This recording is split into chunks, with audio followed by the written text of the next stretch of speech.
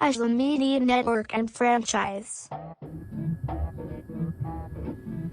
Along with having the potential to grant us new and novel perspectives on our circumstances and the power that we hold over said circumstances, this mythopoetic element will also play significantly into how we advertise ourselves to the public and how our legacy is passed along, being done via the narrative as much or more than via the underlying philosophy. If properly executed, the myth with which we are working could easily be developed into an odd little franchise, spawning media and other merchandise which may then be used as a vehicle for not only our myth, but a mass-scale paradigm shift which introduces new archetypes into the public consciousness and reforms society from the bottom up.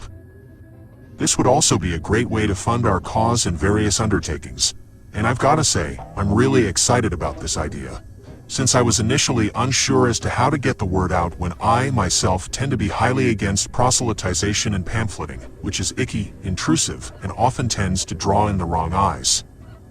However, the mythopoetic front changes everything, being like this large story to which all are contributing. A collective, socially conscious myth which in many ways runs parallel to the style of the modern popular RPG. In an age dominated by superhero films and video games, I do not doubt the reach that is possible via this avenue. Something of this magnitude presents a challenge to a decentralized collective, as such that we are, but I like that it has forced us to take a more creative approach, and I will share with you now what I have in mind. I am imagining that our media franchise, so to speak, will come together not like a show, but like a channel. Not like an album, but like a label.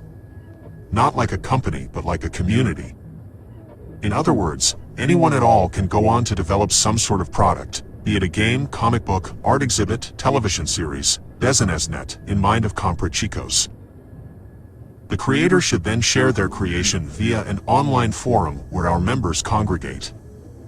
Alternately, it may be submitted to a local Compra Chicos division, and from there it will be brought onto the network of division leaders, and our affiliates will then be able to look upon that work and decide whether or not it complies with and satisfies the predetermined criteria, which includes, but is not limited to, the degree to which the work complies with the ethos of Compra Chicos.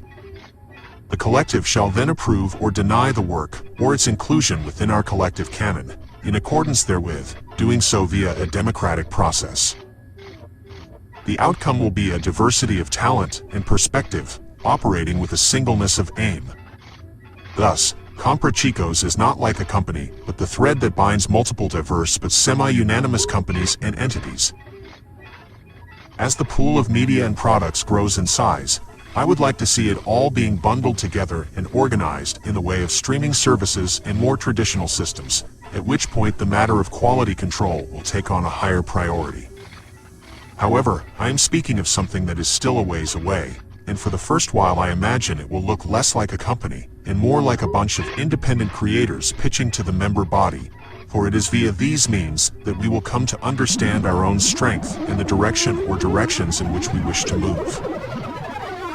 All decisions are to be decided by democratic means, and in accordance with the principles upon which our collective was founded.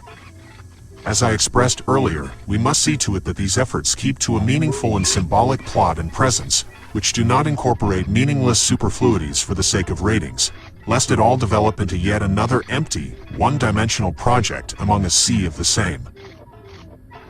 I expect that further adjustments will have to be made along the way, as we progress and gain a better understanding of what we are working with, and the various problems that can and will crop up along the way.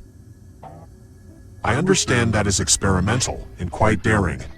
but as long as the public understands how it works, I actually think that it could amount to a healthy outcome. I think it will all be worth it if the end goal is greater participation and a more accurate representation of our society and the multitudinous pockets and perspectives thereof, and that's not something that you will get if it's being run like a company or dictatorship wherein a small group of people project their voices into the mouths of the many. As important as the mythopoeic element to our collective and the resultant franchise, we must understand that most of the activities and campaigns carried out by our collective will not bear the Compra Chicos name, finding their way rather into all of the popular franchises and corporations of the world until our influence has become truly ubiquitous. and so the Comprachicos brand represents but a single component of a larger plot, or iceberg, as it were. And since our agenda is neither dogmatic, nor does it require us to proselytize or act in a way that is overt, we are liable to go undetected in most such positions and activities, like health inspectors and restaurant critics who come for lunch without making themselves known.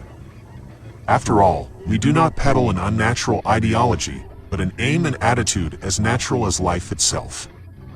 And there is nothing inherently wrong with this, as our interest is only the health and safety of our society, and not more. Although there is something about it all that really tickles my trickster bone, as if it is all more devious than it really is, and I just find that so amusing. And with that said, our aims can permeate the world, while the name Comprachicos never even has to enter into the conversation. Can you fathom how ideal this truly is? And as for getting Comprachicos to be viewed as a supportable brand or cause, I believe that there are a great deal of people who, whether or not they experience or even agree with every aspect of the ethos hereinbefore propounded, can stand behind the general idea of wishing to see the societal governale, as it were, taken up by those who base their understanding of progress and value on no lesser than the health and consciousness of humankind. The addition of a surrealistic and socially conscious mythology, in an attempt to market that mythology as an actual media brand, is merely a mountain of whipped cream piled upon what was already a delicious dish in its own right.